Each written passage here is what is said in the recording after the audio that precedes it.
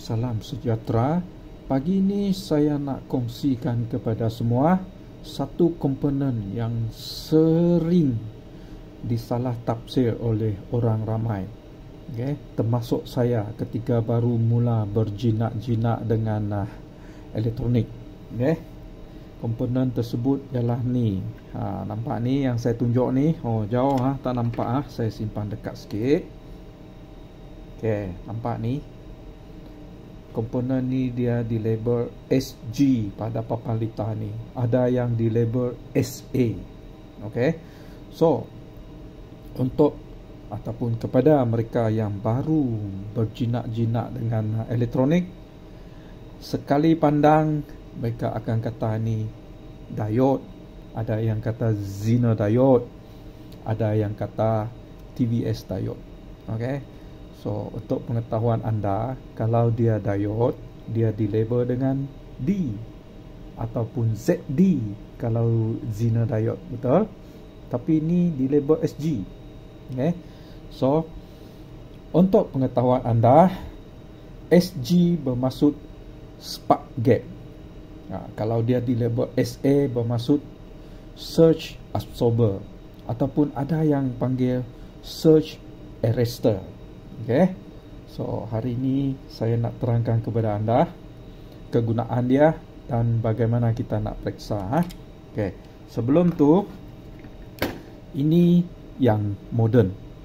Saya nak tunjukkan kepada anda satu lagi spark gap yang digunakan ataupun anda boleh lihat pada papan litar elektronik yang lama. Okay. Yang ni saya ambil dari papan litar mesin fax. Okay. Banyak komponen sudah saya ambil itu tak penting Okay. Apa yang saya nak tunjukkan kepada anda, bagaimana asal usul spark gap. Okay. Nampak ni, inilah spark gap sebelum yang ini. Okay. Yang ni yang kita nampak ni, yang saya tunjuk ni wujud. Asal usul dia macam ni. Okay. So, dua ni dia sebenarnya ialah dua terminal yang tidak bersambung. Okey, dua terminal yang tidak bersambung dengan jarak yang tertentu. Okey, nanti saya terangkan bagaimana dia berfungsi. Okey, so yang ini dia sebenarnya sama dengan yang tadi. Dua terminal yang tidak bersambung pada papan litar. Yang ni dia juga dua terminal yang tidak bersambung dan dia disalut dengan kaca untuk keselamatan. Okay. So, fungsi spark gap ni ialah untuk keselamatan. Dia biasanya dipasang pada papan litar yang sering disambar petir. Contoh, peti sejok, mesin fax, komputer. Okay. Ini antara peralatan elektronik yang sering disambar petir. Okay. So, untuk pengetahuan anda, ini papan litar aircon, penghawa dingin. Okay. Dia dipasang spark gap. Okay. Dan fungsi dia ialah untuk elak kerosakan jika disambar petir. Okay. Anda lihat bawah ni, cantik ini belum disambar petir. Okay, saya nak tunjukkan satu. Apa yang berlaku jika telah disambar petir? Okay, nampak ni?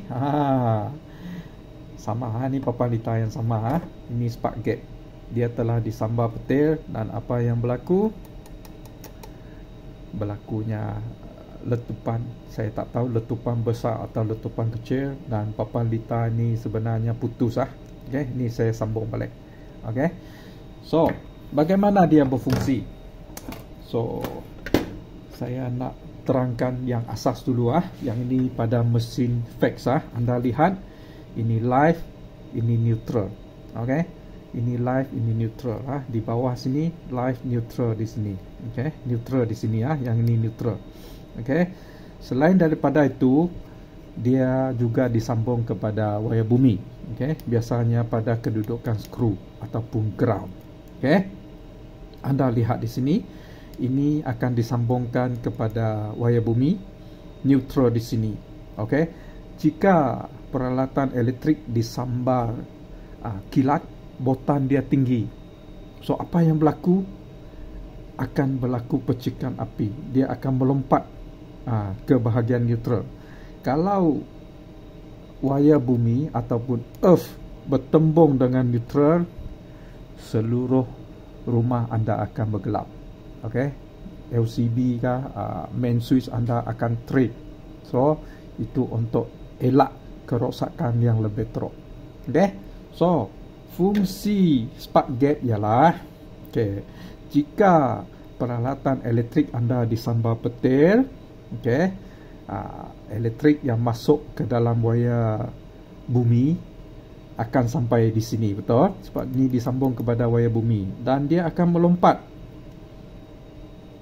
ke bahagian neutral. Bila earth dengan neutral bertembung, dia akan berlaku lita pintas ataupun lebih jelas, biasanya suis utama rumah anda akan trip dan untuk elak kerosakan lebih teruk.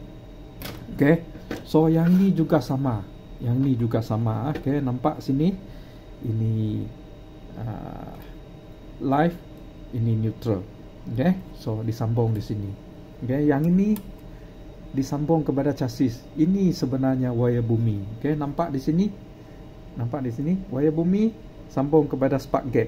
Okey, lepas tu dari spark gap, yang ini ada lebih lagi, dia ada pasang varistor lagi.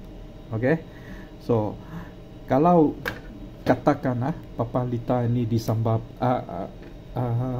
disambar petir, elektrik akan masuk dari ini, dari ground ni, masuk dan dia akan melalui spark gap. Kalau elektrik sikit-sikit dia tak lalu, jadi tiada apa yang berlaku. Bila elektrik yang tinggi, dia akan lalu ni. Okey, so lepas tu ini papan lita moden, dia ada tambah varistor lagi. Okey, varistor dia ada botan tertentu. Contoh katakan varistor ni dia claim pada botan 250 contoh. Kalau lebih daripada 250, dia akan start claim. Okey, supaya elektrik yang masuk cuma 250. Kalau lebih daripada tu, dia akan claim absorb. Okey, kalau lebih daripada kemampuan dia, dia biasanya akan pecah dan meletup untuk keselamatan papan lita ni.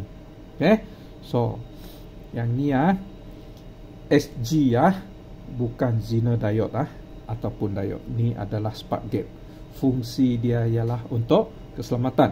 Okey, so ada yang tanya bagaimana kita nak tahu dia elok ataupun tidak. Okey, tadi saya ada kata, okey, saya dah tunjukkan kepada anda, dia adalah dua terminal di mana tidak bersambung. Okey, dengan jarak tertentu. Bila elektrik tinggi masuk ke papan lita, dia akan melompat dan berlaku lita pintas untuk padam ataupun jatuhkan suis utama anda supaya dia tidak merosakkan benda lain. So dalam ini juga sama, dia ada dua terminal. Okey, kalau elektrik tak cukup, dia tidak akan melompat. Okey, tidak ada keterusan. Okey, so maksudnya apa yang kita lakukan ialah kita guna multimeter, periksa keterusan dia. Okey, laraskan multimeter anda kepada bahagian keterusan ataupun ohm dan anda ukur. Kalau meter tidak bergerak, bermaksud dia elok. Okey, kalau meter bergerak, bermaksud dia telah lita pintas. Okey, itu saja. Okey, so ingat jangan lihat dari luaran. Okey, lihat pada label. Kalau dia di label SG ataupun SA, itu bukan diode. Fungsi ini ialah untuk keselamatan jika disambar petir, dan dia biasanya berada pada bahagian input di mana bekalan disambung. Okey, boleh? Selamat mencuba.